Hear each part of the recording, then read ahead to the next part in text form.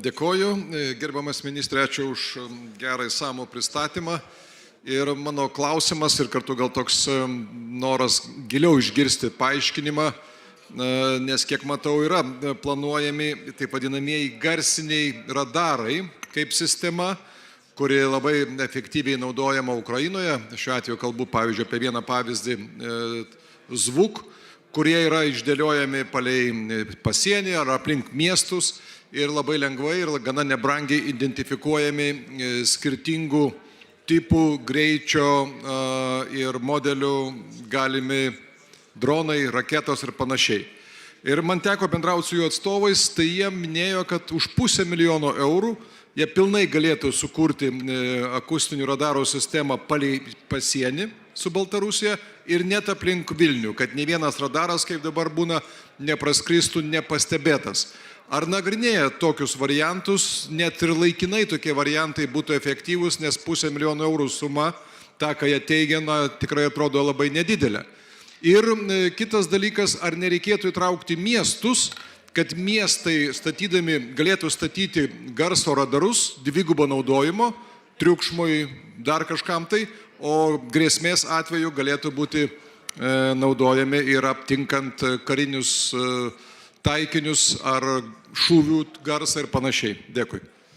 Aš gal nekomentuosiu pačios kainos, nes visą laiką reikia iš tikrųjų įsigilinti į pasiūlymo esmę ir ar tai baigtinis pasiūlymas ar ne, nes dažnai, čia nekaltinama žinoma, bet dažnai būna, kad verslai šiek tiek gražina pasiūlymą, o realybė paskui gaunasi kitokia. Bet atsakant į klausimą, taip, akustiniai sensoriai yra sudėdamoji dalis visos ekosistemos. Ukrainos atveju akustiniai sensoriai veikia kiek tiksliau, nes jie turi strateginį gylį, ko Lietuvoje mes tiesiog neturime, tačiau akustiniai sensoriai gali padėti papildyti radarus duomenimis.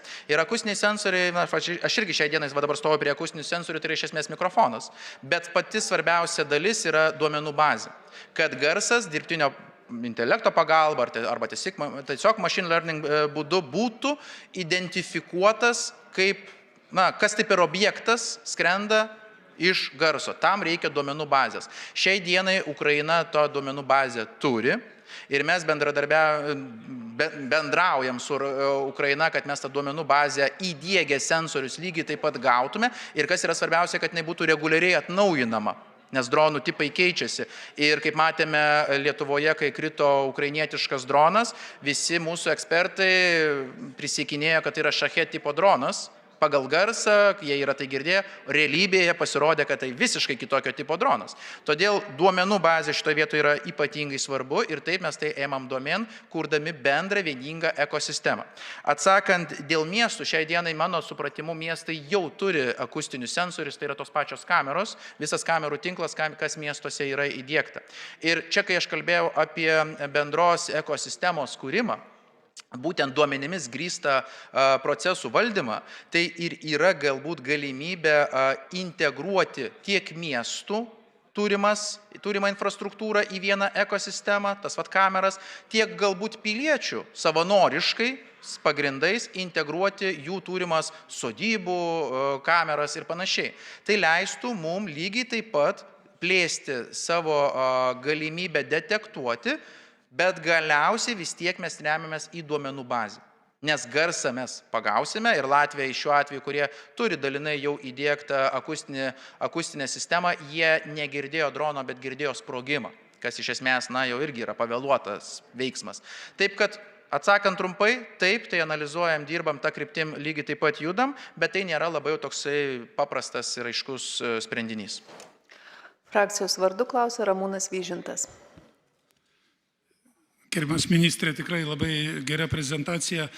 Aš noriu jūsų paklausti, o kaipgi vis dėlto su mūsų jungtimis, sausumos jungtimis, tai yra Lazdijai, Kalvarija, sunkiosios technikos judėjimas per būtent šituos punktus, kokia situacija su keliais ir kokia situacija su viadukai sunkiai technikai judėti. Ar galit pakomentuoti? Dėkui. Ačiū, tai taip pat svarbus yra klausimas, nes sunkioji technika taip, jinai juda keliais geležinkeliais ir Krašto apsaugos ministerija investuoja į dvigubos paskirties kelių tinklą, bet mes tai galime daryti tikrai saikingai, kadangi pagrindinės investicijos turi būti nukreiptos į ginkluotasias pajėgas, tai reiškia į ginklus, į karius, į gebėjimą gintis ir užtikrinti mūsų saugumą. Tačiau čia bendradarbiavome ir su susisiekimo ministerija, kuri lygiai taip pat investuoja, tvarko kelius, juos stiprina. Ir Rail Baltikos projektas yra taip pat labai svarbus, ne tik susisiekimo prasme su Europa, bet ir karinio mobilumo prasme.